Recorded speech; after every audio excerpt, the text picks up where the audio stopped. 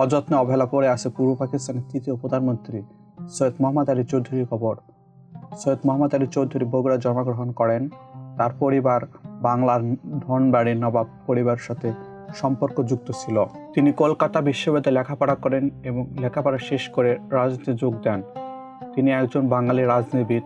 তার পুরো নাম সৈয়দ মোহাম্মদ আলী চৌধুরী হলেও প্রথমে উল্লেখিত নামে তিনি সুপরিচিত। 1937 সালে তিনি সংসদ সদস্য নির্বাচিত হন। তিনি খাজা নাজিমুদ্দিন চৌধুরীর মন্ত্রিসভায় স্বাস্থ্যমন্ত্রী ছিলেন।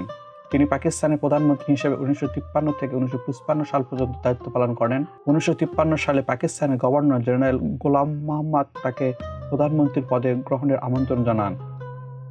প্রধানমন্ত্রী হওয়ার ঠিক আগে তিনি মার্কিন যুক্তরাষ্ট্রের পাকিস্তানের রাষ্ট্রদূত ছিলেন। ক্ষমতা গ্রহণের পর পাকিস্তানের সেনাবাহিনীর প্রধানকে প্রতিরক্ষা মন্ত্রীর দায়িত্ব গ্রহণের আমন্ত্রণ জানিয়ে আলোড়ন সৃষ্টি করেন। প্রধানমন্ত্রী হওয়ার পর তিনি সংবিধানের প্রণয়নকে সর্বোচ্চ গুরুত্ব কাজ হিসাবে চিহ্নিত করেন এবং 6 মাসের মধ্যে সংবিধান প্রণয়ন সংস্কার এবং একটি সূত্র আইনসভা পেশ করেন। তার এই সূত্রটি পাকিস্তানের ইতিহাসে বগুড়া ফর্মুলা নামে পরিচিত। 7 অক্টোবর 1953 সালে তিনি আইনসভায় পেশ করা হয়। 13 দিন ধরে উপ আলোচনা চলে। 14 নভেম্বর 1953 সালে সংবিধানের খসড়া তৈরির ব্যাপারে একটি কমিটি গঠন হয়।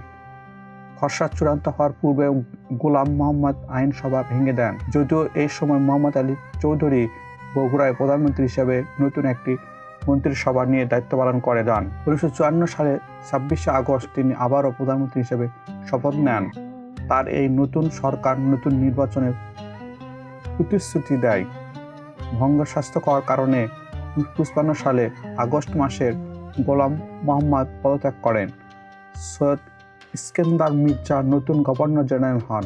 পরিবর্তে তিনি 1955 সালে 8 আগস্ট তারিখে পাকিস্তানের গভর্নর জেনারেল ইস্কেন্দার মির্জা চৌধুরী গোলাম আলী চৌধুরী মোহাম্মদ আলী বগুড়াকে পদত্যাগের বাধ্য করেন। 1962 সালে তিনি আবারও পররাষ্ট্র মন্ত্রী হন। 1963 সালে সৈয়দ মোহাম্মদ আলী চৌধুরী বগুড়ায় মৃত্যুবরণ করেন।